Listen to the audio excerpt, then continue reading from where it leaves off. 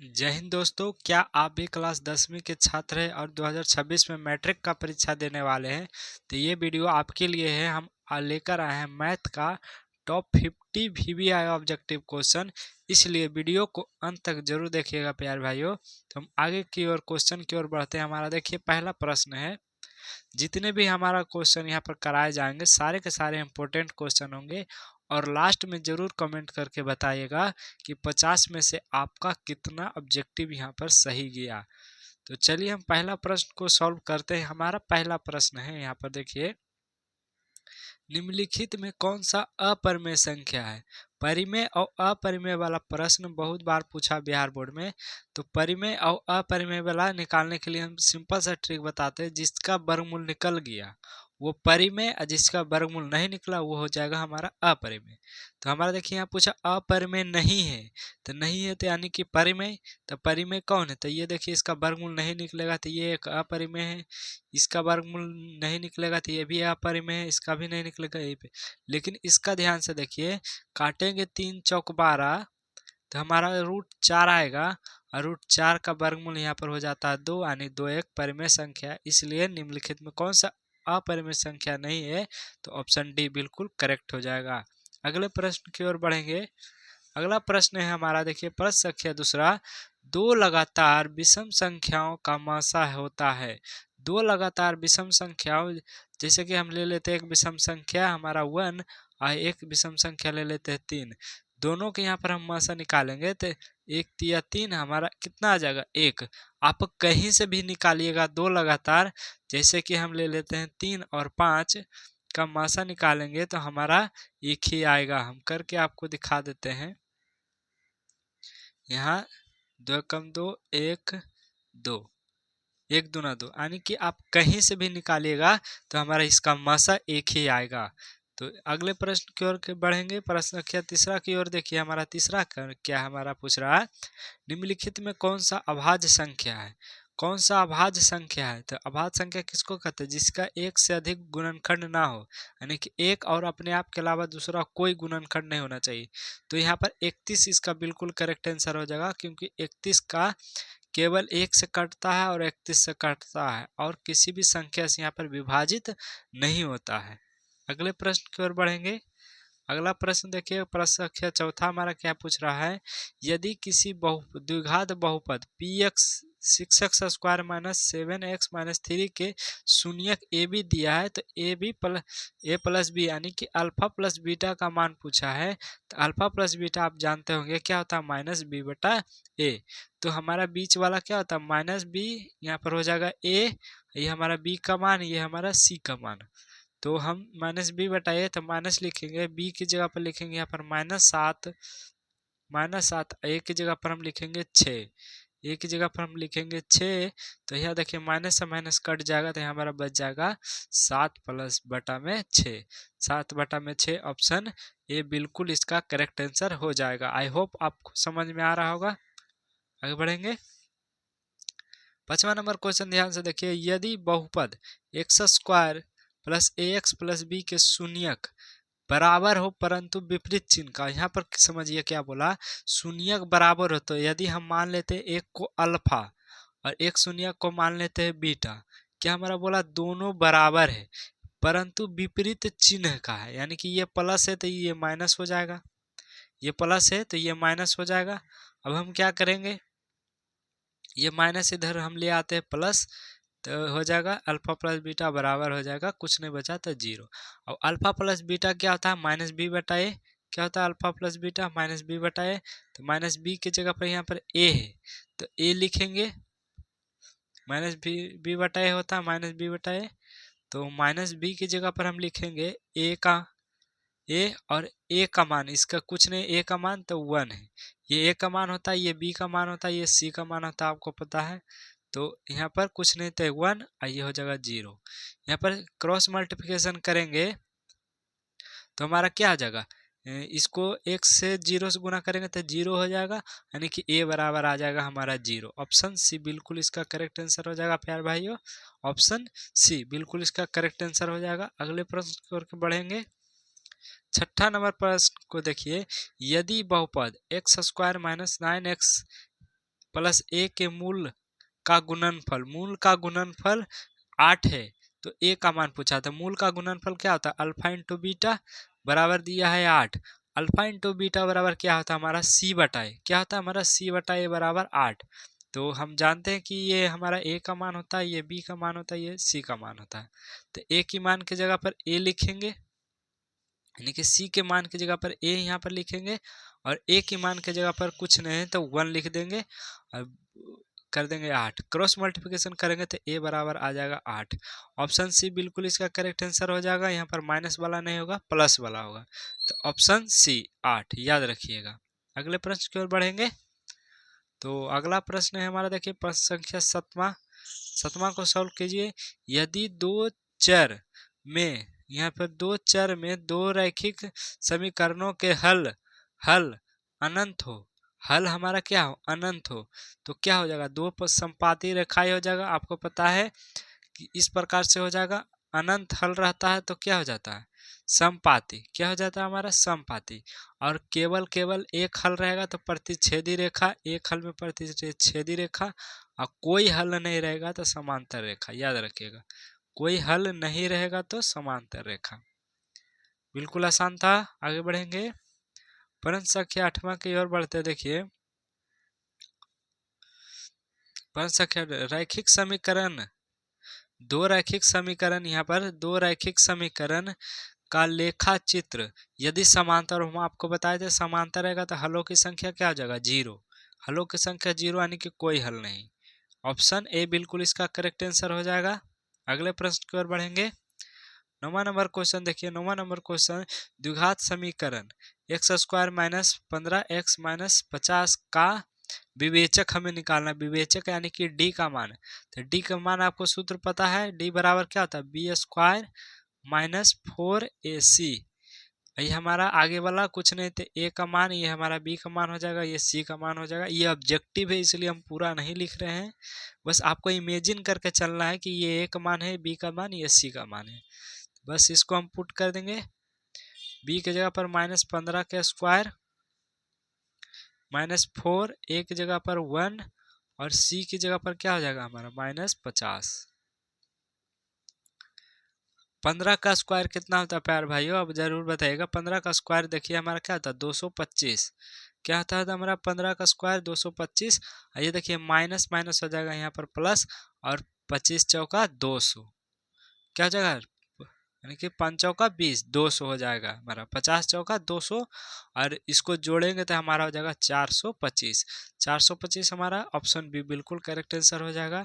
बिल्कुल सिंपल यहाँ पर सोल्यूशन था, कोई यहाँ पर कठिन आपको नहीं लग रहा होगा। आगे बढ़ेंगे। 10वां नंबर क्वेश्चन ध्यान से देखिए। 10वां नंबर हमारा क्वेश्चन है, यदि x minus 2 P x square minus x minus 6 का एक गुणनखंड हो तो p का मान।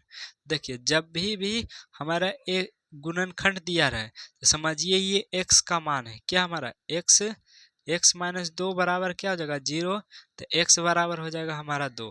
अब हमें कुछ करना नहीं है बाबू, इसमें हमें कुछ करना नहीं। X square minus x minus 6, जहाँ जहाँ x है उसका मान पुट कर देंगे, ये हमारा सॉल्व हो जाएगा।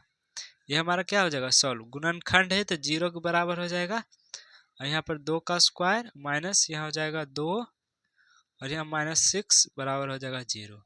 यहाँ पर हो जाएगा 2 दूनी 4, p बराबर माइनस कर देंगे, माइनस माइनस क्या हो जाएगा प्लस, तो 6 2 8 बराबर हो जाएगा यहाँ पर 0।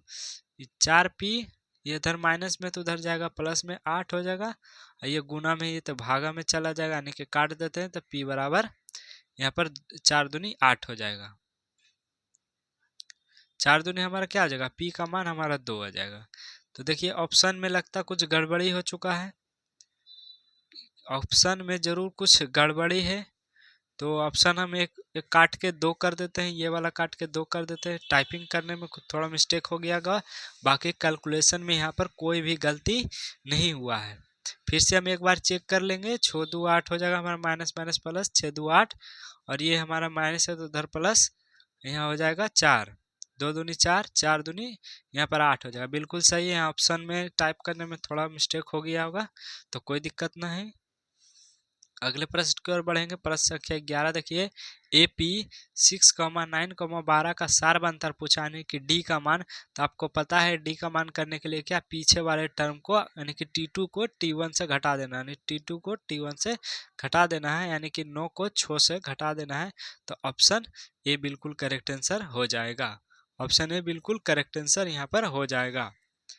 यहाँ तक आपको समझ में आ गया होगा। चलिए अगले प्रश्न की ओर बढ़ेंगे। अगला प्रश्न है प्रश्न संख्या 12। यहाँ पर देखिए, समांतर श्रेणी 10,7,4 का 30वां पद पूछा था कि ये पद वाला क्वेश्चन बहुत ही VVI most important objective question है। ये हर साल बिहार बोर्ड में ये पूछता है।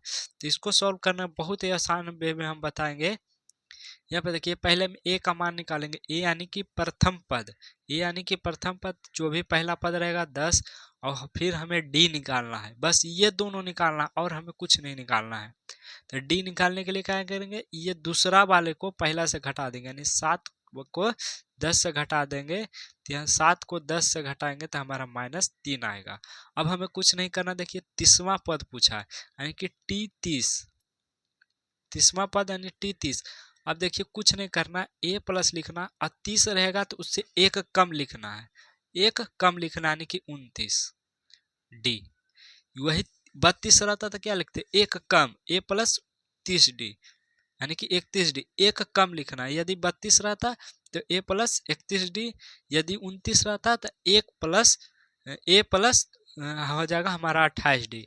कुछ नहीं करना है, एक कम लिखना है और बाकी मान पुट कर देना है 29। डी का मान हम निकाले थे -3, तो हमारा क्या हो जाएगा 10, 29 दिया हमारा क्या हो जाता है 87। और हम यहाँ पर देखिए प्लस माइनस माइनस करेंगे तो -77 इसका बिल्कुल करेक्ट आंसर हो जाएगा, जो कि ऑप्शन सी में यहाँ पर मैच खा रहा है। कोई दिक्कत यहाँ तक? आई होप आप लोग बहुत अच्छे तरीके से हम आपको बता रहे होंगे। कहीं भी आपको लग रहा है कि ये कैलकुलेशन हमको नहीं समझ में रहा है तो पीछे करके वीडियो 2 बार देख लीजिएगा, समझ में आ जाएगा। उसी प्रकार से 13 नंबर क्वेश्चन देखिए। 13 नंबर क्वेश्चन थोड़ा सा अलग है। यहाँ पर बोला कि 12वां पद कौन है। यहाँ पर बोला 12वां पद क्या, वही सेम क्वेश्चन देखिए इसमें 30वां पद पूछा था। तो क्या करेंगे, इसका कमेंट में आप जरूर बताइएगा आंसर। ए प्लस क्या हो जाएगा 11D, बस ए का मान और डी का मान पुट करके इसका आंसर आप कमेंट में जरूर बताइएगा। क्या कीजिएगा, कमेंट में जरूर बताइएगा। हम लिख देते हैं कमेंट्स में जरूर बताइएगा यहाँ पर। तो इसी के साथ अगले प्रश्न की ओर बढ़ेंगे। ये बहुत ही आसान क्वेश्चन था। ये देखिए 14वां नंबर क्वेश्चन देखिए, AP 11, 15, 19 में कौन सा पद 51 है। देखिए जब भी पूछे कौन सा पद, यानी कि वहाँ वाला दिया रहे, तो हम क्या करेंगे, TN का मान यहाँ पर हो जाएगा 51। TN के मान हमारा क्या हो जाएगा 51। और TN का फॉर्मूला आपको पता है बिल्कुल, क्या है, A plus n-1 into D. अब हमें कुछ नहीं करना है, ए और डी का मान पुट कर देना है, हमारा एन का मान निकालना है। एन का मान क्या निकालना है। तो ए बराबर क्या हो जाएगा, पहला पद यानी कि 11 प्लस एन तो कुछ नहीं है तो ऐसा ही रहने देंगे 1। और डी का मान हम निकालने के लिए पीछे वाले को आगे से घटाएंगे, तो 15 को 11 से यहाँ पर घटाएंगे तो हमारा क्या हो जाएगा 11 4 15 हो जाएगा। तो डी बराबर हमारा आ जाएगा 4 और यह आ जाएगा 51।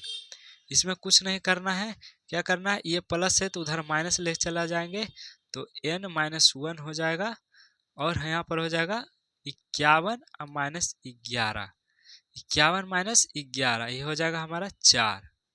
क्या हो जाएगा हमारा 4। अब हम क्या करेंगे, n-1 4 लिखेंगे और क्या करेंगे, इसको घटाएंगे तो 1 में से 1 गया 0 और ये हमारा क्या होगा 4।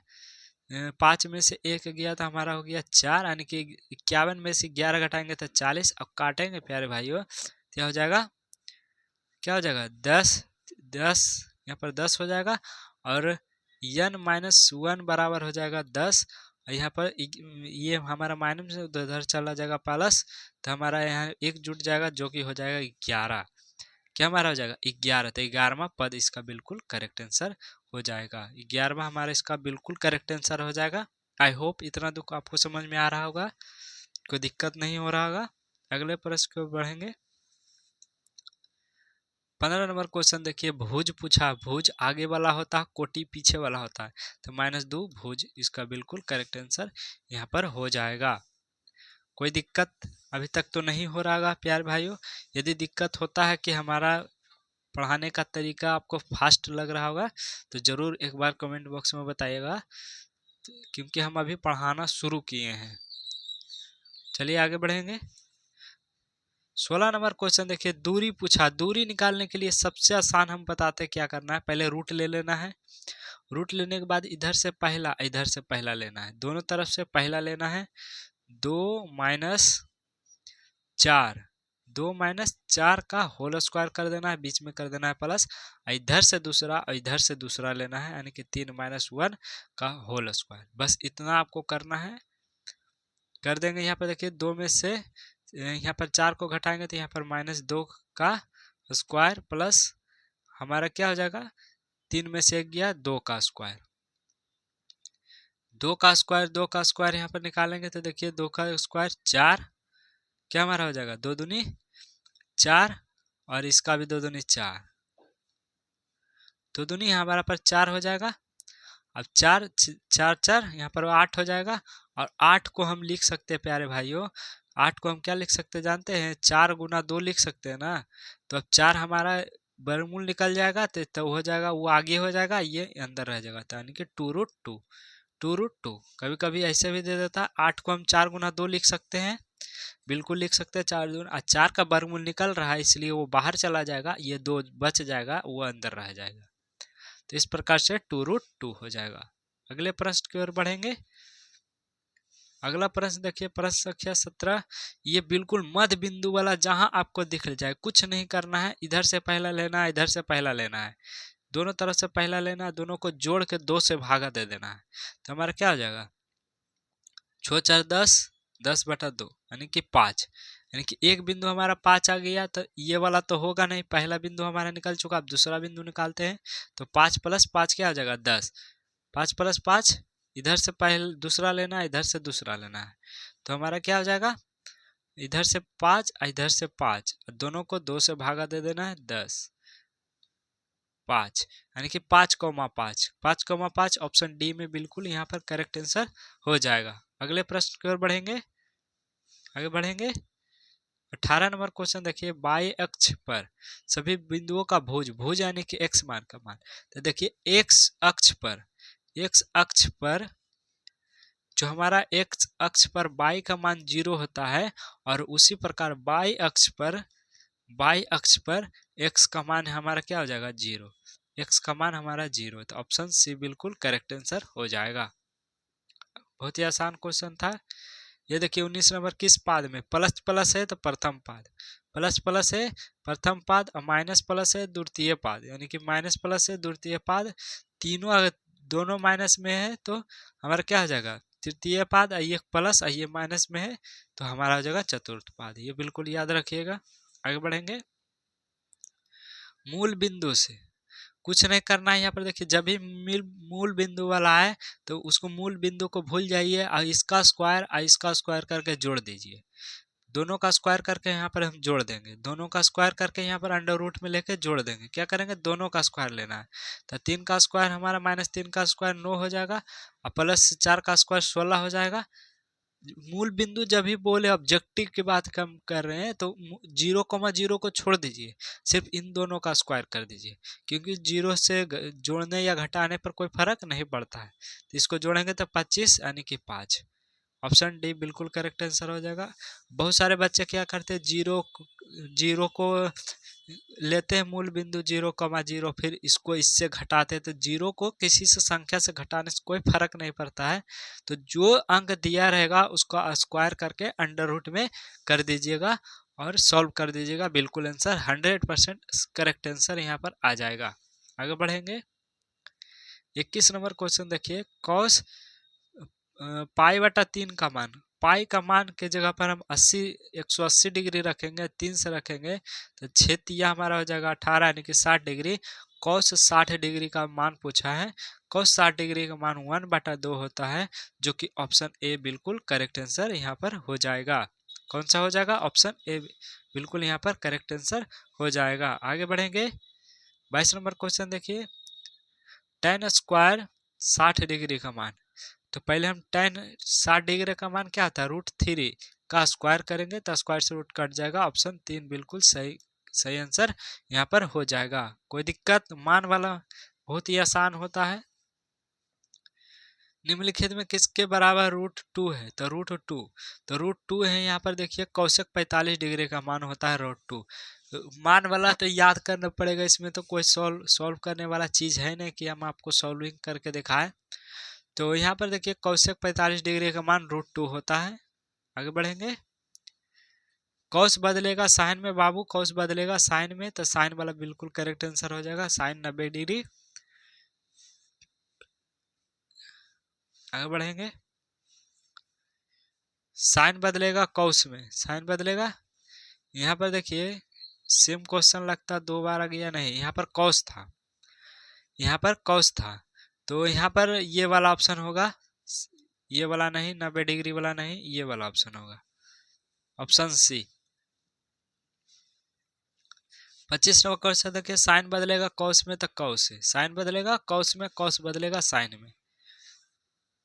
आगे बढ़ेंगे, देखिए 26 नंबर क्वेश्चन क्या है हमारा, tan 21 डिग्री बटा cot 69 डिग्री। देखिए जब भी 0, 30, 60 और 45 और 90 इन दोनों के छोड़कर कोई भी डिग्री आ गया सीधे 1 मार दीजिएगा, कोई भी डिग्री आ गया सीधे 1 मार देना, इसमें कोई दिक्कत नहीं होगा, बिल्कुल 100% करेक्ट जाएगा। 0, 30, 60, 45 और 90 को छोड़कर कोई भी डिग्री आ गया और एक दूसरे का अपोजिट में है, जैसे tan है तो cot रहना चाहिए, sin है तो sin रहेगा, तो उसके साथ cos रहेगा तब उसका 1 डिग्री मान दीजिएगा, sin और cos रहेगा तब, और cosec और sec रहेगा तब। ऐसे sin का उल्टा क्या आ जाएगा? cosec। दोनों एक दूसरे का अपोजिट रहेगा तब हम 1 मार सकते हैं, कोई दिक्कत नहीं होगा। आगे बढ़ेंगे, साइन स्क्वायर ए प्लस कॉस स्क्वायर ए का मान 1 होता है। कौन क्या होता है? 1। हम आपको बताए थे साइन स्क्वायर ए प्लस कॉस स्क्वायर ए का मान होता है 1। आगे बढ़ेंगे, sine square 37 degree plus cos, sine square 35 degree और 37 डिग्री, इसमें कुछ नहीं करना, दोनों में से एक का मान हमको बदलना है, एक के मान हमको क्या बदलना है, इसका मान 1 होगा बाबू, क्या हो जाएगा? हमारा 1 हो जाएगा, इसका मान हमारा क्या हो जाएगा? 1। क्योंकि ये देखिए साइन को बदल देंगे कॉस में, साइन को बदल दे यहाँ पर देंगे कॉस में, तो 90 माइनस क्या हो जाएगा? यहाँ पर हो जाएगा, देखिए इसको कॉस में बदलेंगे तो कॉस में हो जाएगा यहाँ पर साइन, यहाँ पर लिख सकते हैं साइन 90 माइनस 37, 90 माइनस 37, तो हमारा साइन बदलेगा कॉस में, कॉस हो जाएगा 37, हमारा क्या हो जाएगा? कॉस 37। तो साइन स्क्वायर सेम सेम रहेगा, sine square theta plus cos square theta का मान 1 हो जाएगा, इसमें कोई दिक्कत नहीं होगा। आगे बढ़ेंगे, 29 नंबर क्वेश्चन देखिए, 3 tan स्क्वायर थीटा, 3 लिखेंगे, tan स्क्वायर 60 डिग्री, तो tan स्क्वायर 60 डिग्री का मान क्या होता है हमारा? tan 60 का मान होता है √3 का स्क्वायर कर देंगे तो हमारा हो जाएगा, स्क्वायर से रूट कट जाएगा, 3 गुना 3 यानी कि 3 तिहाई 9। ऑप्शन सी बिल्कुल इसका करेक्ट आंसर होगा। आगे बढ़ेंगे, cos 60 का मान क्या होता है? 1/2, 1/2, cos 60 का मान 1/2 होता है, cos 60 का मान 1/2 यहाँ पर हो जाएगा। आगे बढ़ेंगे, 31 नंबर क्वेश्चन देखिए, एक मीनार के शीर्ष का उन्नयन कोण उसके पाद से 15 मीटर की दूरी पर 60 डिग्री का हो तो मीनार की ऊंचाई। देखिए एक मीनार है, अब 15 मीटर की दूरी पर एक बिंदु सी है, एक बिंदु क्या हमारा सी है, और ये वाला जो कोण है हमारा, ये वाला कोण हमारा है 60 डिग्री, तो इसका दूरी दिया है 15 और ये वाला मीटर की ऊंचाई हमें निकालना है। ए बी मान लेते हैं मीनार की ऊंचाई, तो कुछ नहीं करना है, tan टेन लगाना, टेन 60, टेन 60 लगाएंगे तो हमारा ए बी बटा में हो जाएगा सी बी। तो टेन 60 का मान √3 होगा और ए बी को सही रहने देंगे और यहाँ पर कर देंगे 15, तिरछा तिरछी यहाँ पर गुना कर देंगे तो ए बी बराबर क्या हमारा निकल जाएगा 15√3, जो कि ऑप्शन सी में बिल्कुल मैचिंग खा रहा है, सी में बिल्कुल करेक्ट हो जाएगा। तो इसका सही आंसर क्या हो जाएगा सी। आगे बढ़ेंगे, वृत्त के केंद्र पर बना कोण, कोण बाबू कोण, यहाँ पर बहुत ज़्यादा इस पीडीएफ में टाइपिंग मिस्टेक है। वृत्त के केंद्र पर बना कोण हमारा क्या हो जाएगा 360 डिग्री, हमारा क्या हो जाएगा 360 डिग्री। ये याद करने वाला चीज़ था। यहाँ पर देखिए वृत्त का क्षेत्रफल 154 देल है तो इसका व्यास निकालने बोला था। वृत्त का क्षेत्रफल होता है pi r square, pi r square हो जाएगा यहाँ पर देखिए 154, 154, 100 हमारा 54। अब हमारा पाई का मान क्या होता है 22/7, आर स्क्वायर को सही रहने देंगे क्योंकि उसका तो मान दिया नहीं है। अब हम क्या करेंगे, ये हमारा पूरा फ्रैक्शन गुना में तो वो साइड भाग में जाएगा और जब भी फ्रैक्शन बराबर से इधर उधर जाता है तो हमारा वो पलट जाता है, वो क्या हमारा जो होगा पलट जाएगा। तो 7 बटा हो जाएगा, 7 बटा हो जाएगा 22, काटेंगे 22 सत्ते 54 से और आर स्क्वायर बराबर हो जाएगा 7 सत्ते 49, स्क्वायर हटेगा रूट चढ़ जाएगा, यहाँ पर स्क्वायर हटेगा तो रूट चढ़ेगा तो 49 हो जाएगा। आर का मान हमारा 7 हो जाएगा, आर का मान हमारा क्या हो जाएगा 7 हो जाएगा। चूंकि हमें यहाँ पर आर का मान नहीं पूछा, डी का मान पूछा, तो डी का मान 2r होता है, 2r तो 7 दूनी 14, 7 दूनी 14, ऑप्शन ए बिल्कुल इसका करेक्ट आंसर हो जाएगा। यहाँ तक आई होप आप लोग समझ गए होंगे। आगे बढ़ेंगे, अगले प्रश्न की ओर बढ़ेंगे तो अगला प्रश्न देखिए, दो वृत्त के परिधियों का अनुपात 5,7 है तो उनके त्रिज्याओं का अनुपात, तो दो परिधि यानी वृत्त के परिधि क्या था 2 पाई आर, एक को 1 मान लेते हैं बटा में कर लेते हैं। अब हम आपको बताते हैं यहाँ पर बटा में क्यों किए हम, तो देखिए जो भी अनुपात रहता है अनुपात भाग में ही रहता है, अनुपात का मतलब ही भाग होता है, यानी कि 5:7 है तो 5/7 लिख सकते हैं। तो बताइए इसको हम काट देंगे तो क्या बचेगा R1 बटा R2, तो 5,7 ही इसका बिल्कुल करेक्ट आंसर हो जाएगा, 5,7। आगे बढ़ेंगे, अर्धगोला का पृष्ठ क्षेत्रफल क्या होता है 2 पाई आर स्क्वायर, क्या हो जाएगा 2 pi r square, 2 pi r square हो जाएगा। आगे बढ़ेंगे, फॉर्मूला था बाबू, देखिए समान ऊंचाई वाले दो बेलनों का आयतन का अनुपात 9,16 है तो उनके वृत्त पृष्ठ क्षेत्रफलों का अनुपात क्या होगा। तो देखिए दो बेलन का अनुपात दिया है तो बेलन के आयतन क्या होता है पाई आर स्क्वायर एच, क्या होता है पाई आर स्क्वायर एच, इसको 1 मान लेते हैं, अब पाई आर स्क्वायर 2h मान लेते हैं। अनुपात दिया है 9,16, 9,16, तो इसमें हमें कुछ करना नहीं है, ये से पाई कट जाएगा, ये से ये कट जाएगा तो हमारा बचेगा R1 स्क्वायर और बटा R2 स्क्वायर, स्क्वायर हटेगा तो रूट चढ़ेगा तो हमारा हुआ R1 बटा R2 हो जाएगा। 3 तिहाई 9 यानी कि 9/16, इसको निकालेंगे तो 3 और 4 चौका 16, 3/4 ही बिल्कुल इसका करेक्ट आंसर हो जाएगा, 3:4, 3/4 मतलब 3:4 ही हुआ, इसका मतलब उतना ही होता है। आगे बढ़ेंगे, 37 नंबर क्वेश्चन देखिए, प्रथम पूर्ण 5 संख्याओं का माध्य, इसमें कुछ नहीं करना है, आपको क्या करना है पूर्ण संख्या लिखना है, 0 + 1 + 2, 5 को पूर्ण संख्या लिखना है, प्लस हमारा हो जाएगा 3, हमारा प्लस हो जाएगा 4, 5 पूर्ण संख्या हो गया। और जितनी संख्या रह गए उतनी से भाग दे देना, 1 2 3 4 5, 5 है तो 5 से भाग। अब इसको कैलकुलेट कर देंगे तो 4 3 7, 7 2 9 1 10, 10 बटा में हो जाएगा 5, काट देंगे 2, तो हमारा 2 बिल्कुल इसका करेक्ट आंसर हो जाएगा, option B, option B.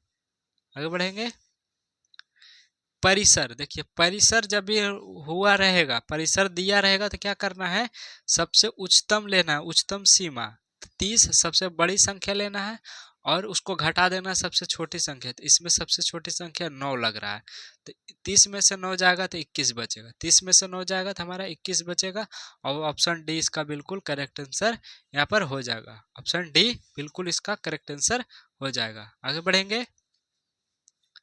39 number question देखिए, 13 और 17 का समांतर माध्य, कुछ नहीं करना है, बस दोनों को जोड़ के 2 से भागा दे देना, क्योंकि दो संख्या है।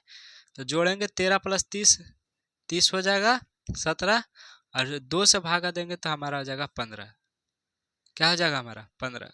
बिल्कुल रिवीजन हम एक बार पढ़ा चुके हैं, सेम क्वेश्चन को रिवीजन करवा रहे हैं, इसलिए फास्ट फास्ट करवा रहे हैं। आपको लग रहा होगा फास्ट करवा रहे हैं सर, तो फास्ट नहीं करवा रहे हैं, रिवीजन है इसलिए। प्रथम 10 विषम संख्याओं का माध्य, प्रथम 20 विषम संख्याओं का माध्य।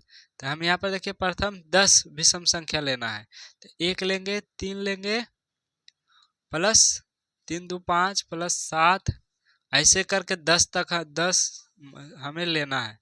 9 हो जाएगा, 11 हो जाएगा, 13 हो जाएगा, और यहाँ 15 प्लस 17 प्लस 19 हो गया हमारा 10, और 10 से भाग दे देना है। हमें क्या कर देना है, क्योंकि पूरे 10 अंक है तो 10 से भाग करेंगे।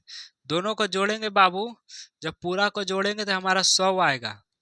अब जोड़ के देख लीजिएगा, दोनों को जोड़िएगा तो 100 आएगा 10। इसका सही आंसर ऑप्शन बी, ऑप्शन बी। दोनों को सारे को यदि आप जोड़ दीजिएगा ऊपर वाले को तो 100 आएगा, और नीचे 10 था तो 10 को भागा दिए 100 से तो हमारा 10 आ गया। इस प्रकार से 10 बिल्कुल करेक्ट आंसर हो जाएगा। 41 नंबर क्वेश्चन देखिए, 41 नंबर हमारा क्वेश्चन है बहुलक, तो जो सबसे ज्यादा बार रहेगा। तो देखिए 2 कितने बार है, तो 2 तो होगा नहीं, 3 3 या 5।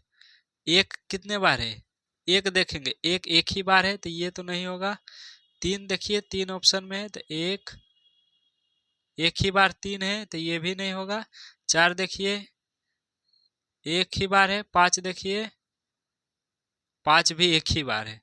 तो यहाँ पर 2 ज्यादा बार है, 2 कितने ज्यादा बार है, तो इसको काट के हम कर देते हैं 2, क्योंकि 2 ही ऑप्शन में बिल्कुल करेक्ट आंसर। ए को पकड़ लीजिए, क्योंकि 1 दिया है, जो सबसे ज्यादा बार है वो है 2, 3 बार है। 2 2 कितने बार है, 3 बार, और 2 ही ऑप्शन में नहीं है, तो शायद टाइपिंग मिस्टेक हो गया होगा। तो इसका 2 ही बिल्कुल करेक्ट आंसर होगा, जो सबसे ज्यादा बार रहेगा। तो एक को ऑप्शन को काट के हम कर देंगे। इसमें देखिए बहुलक 7 ज्यादा बार है, 1 बार, 2 बार, 3 बार, तो 7 ही सबसे ज्यादा बार है। जो सबसे ज्यादा बार रहेगा उसी को बहुलक मान लेंगे। माध्यिका वाला क्वेश्चन ध्यान से देखिएगा, माध्यिका वाला क्वेश्चन थोड़ा सा कठिन रहता है, बच्चों को कंफ्यूज करता है। तो माध्यिका निकालने के लिए सबसे पहले बढ़ते क्रम में संख्या को सजाएंगे, तो हमारा 1 हो जाएगा, 2, फिर 3, फिर 4, फिर 5, फिर 6।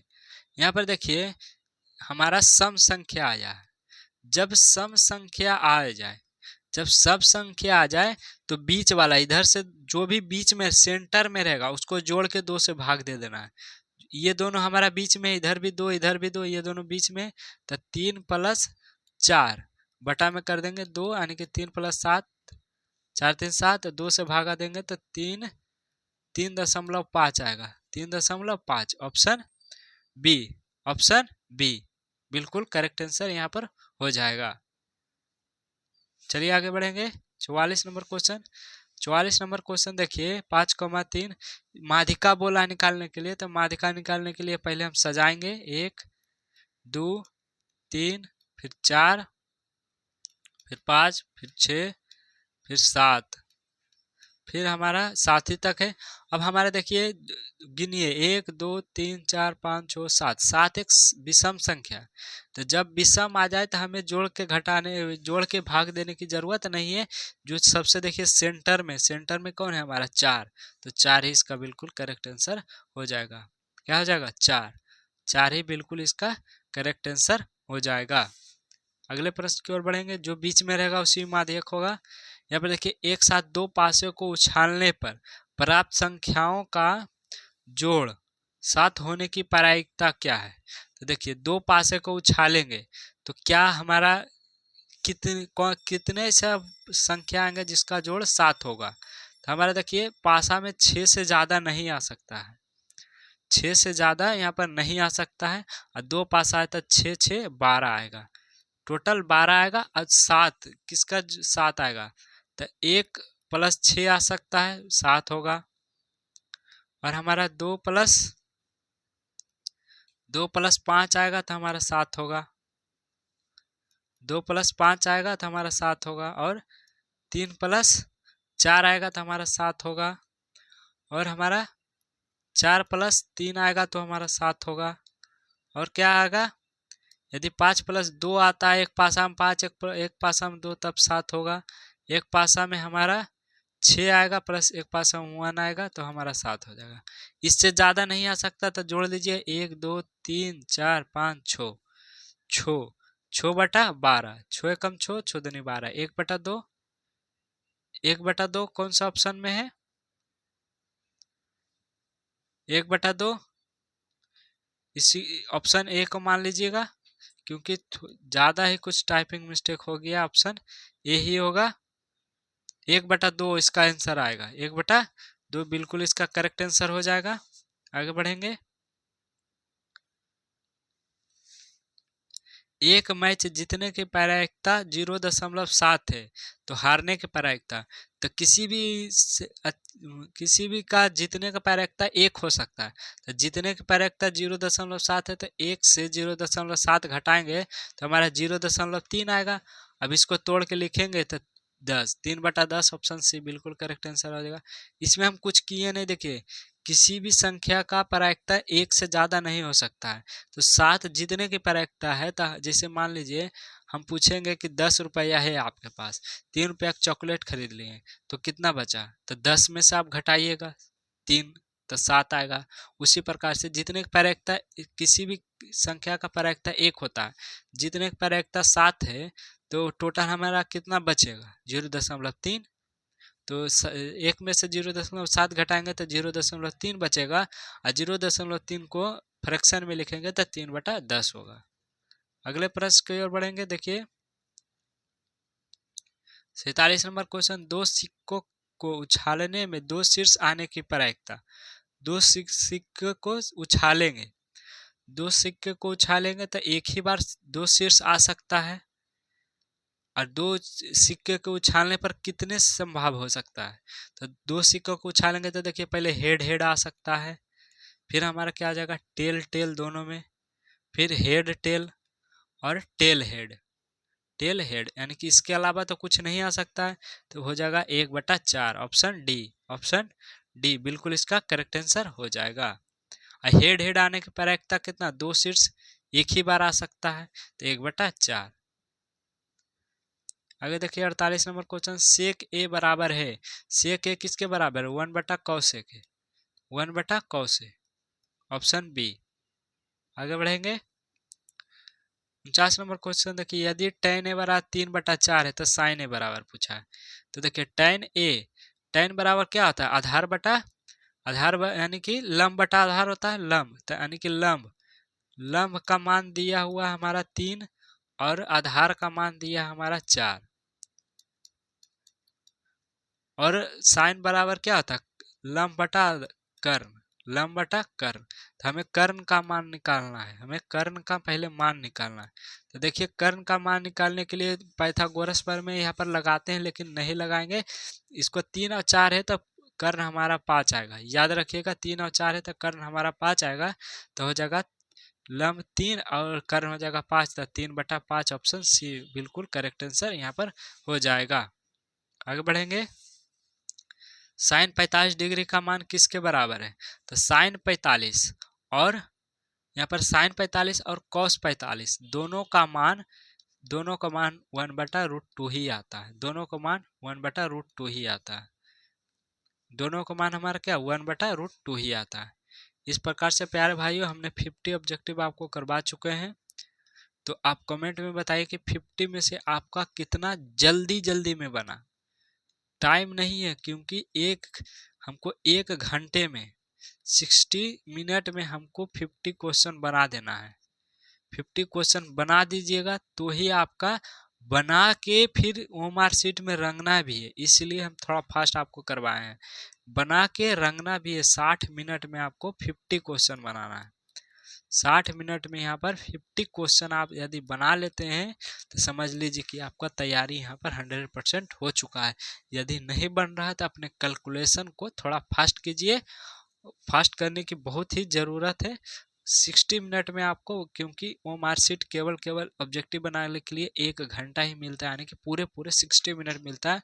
उसी में आपको ओ मार भी रंगना है और सॉल्व भी करना है। तो इस प्रकार से चलिए मिलते हैं नेक्स्ट वीडियो में, तब तक के लिए जय हिंद जय भारत।